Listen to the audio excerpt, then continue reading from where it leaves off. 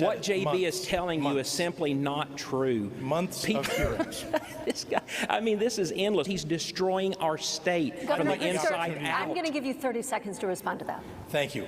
I provided more money for police. I provided more money for our municipalities. Why did the police not know what they're talking Hot topics like crime, the economy, and abortion rights all coming up during tonight's first TV debate between Governor J.B. Pritzker and Republican challenger State Senator Darren Bailey, right here on WGN. And Jewel Hillary is here with a recap of tonight's political throwdown. Jewel. Hi, Mike and Ray. So when it comes to the big issues in Illinois, Governor Pritzker and Senator Bailey went head-to-head as they have been for months. And tonight was no different as the two gubernatorial hopefuls held nothing back. Throughout tonight's hour-long debate, Governor Pritzker and Senator Bailey didn't play nice. JB's an arrogant liar.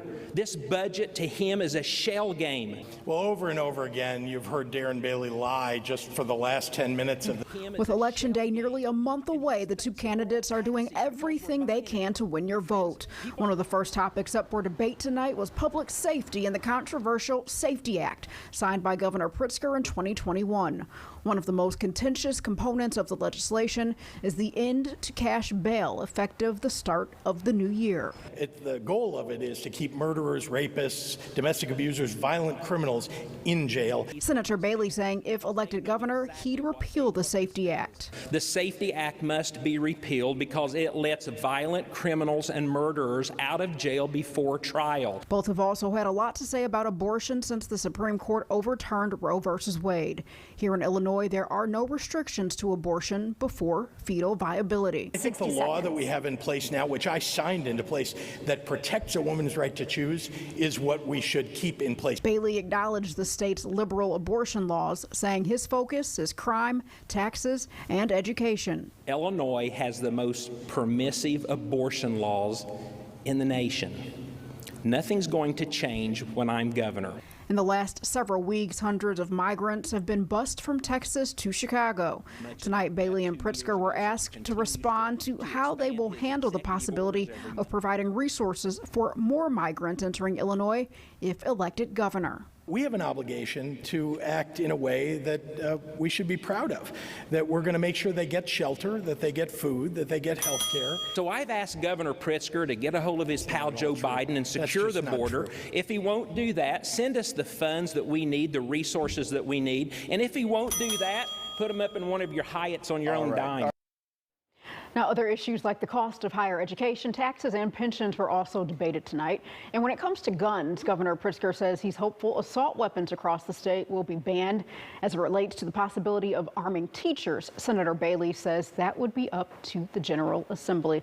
Now, if folks missed the debate this evening, they can catch it on our website at WGNTV.com. And then the two will actually be here in studio on October 18th for their second televised debate.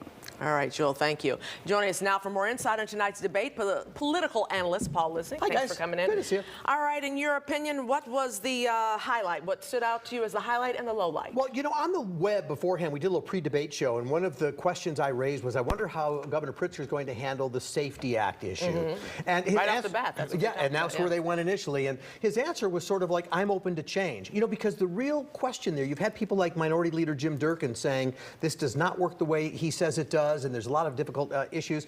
And Pritzker just didn't go there. He said, I'm open to changes. So I guess that's the answer, which means there probably is some need for that. I think for Bailey, probably a tough moment for him when the union issue came up, Amendment 1, and he said, unions stay in your lane. Illinois is a big union state. He got booed. Well, there probably some, you know, he had his own supporters in there too, so it might have been a mixture of both. But yeah, it's tough. And again, unless he taps into Chicago and Cook County for a certain percentage for support, you can't win this thing. I don't know that when you're talking to Chicago partially, you want to tell unions to stay in their lane.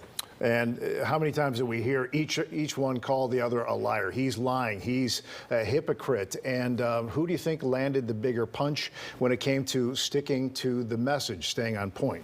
So one of the things that bothered me a lot was just this constant, and Bailey did it more than Pritzker, was this interruption thing. It's constant. Just let each other, they only had 60 seconds and 30 seconds. So, and I understand wanting to chime in, but just let your opponent finish the answer. That really wasn't happening. But that being said, I think what you had was Pritzker constantly, not that he was saying so much that Bailey was lying, but that he voted against this, and pointing to votes.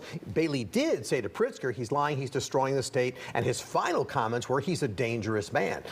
Again, I try not to look, it's not about policy for these things, because you can agree or disagree. It is about policy from that perspective. But the point of it is, as they're making these arguments, when you're making ad hominem arguments and saying this person is dangerous, do people really look at J.B. Pritzker and think he's dangerous? Do you really look at Darren Bailey when he's asked about abortion? And listen, he had a reality moment there where he said, it doesn't matter what I want. I can't change this stuff. Right. And that was a recognition probably on both sides that they need the legislature to do a lot of what they want to accomplish, including the assault weapons ban from the Pritzker perspective and any abortion changes that will never happen if Bailey is governor. Speculation that Governor Pritzker could be dipping his toe in presidential waters. Bailey called him on it. I listened to that answer so carefully, Mike, as I know you guys did too.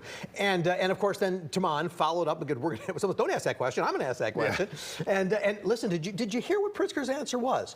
When he wouldn't say, I will stay in this job for 4 years. What he said was, it is my intention to stay in this position for 4 years. Well, it's my intention to not leave until we're off the air at 10, but I'm probably going.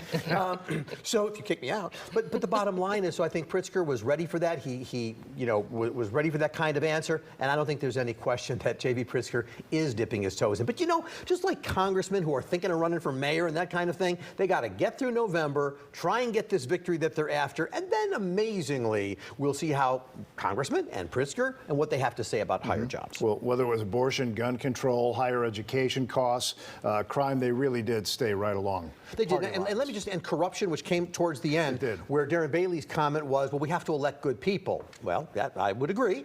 And Pritzker's comments went more to the legislation, ethics reform, and we've got to continue doing that. And probably the problem is ethics reform gets you in trouble if you violate it with regard to the legislature, but that doesn't, if you're violating a law, you're violating a law. So maybe they're both right. Maybe we need good moral people to run for office, but at the same time, the legislature has to be real tough. And when Emil Jones Jr. got into trouble with regard to his most recent thing, I'll give Pritzker credit for coming to the microphone and saying, you need to resign. So obviously, ethics has always been a problem here in Illinois, but in time, hopefully, maybe that'll clean itself up. As always, Paul, thank you for your perspective. Thank you, guys. Appreciate Good to see you. And WGN will exclusively air the next debate between Governor Pritzker and Darren Bailey. It's set for Tuesday, October 18th. You can watch it on air and on WGNTV.com. You can always read more at our website and get breaking updates throughout our free WGN News app.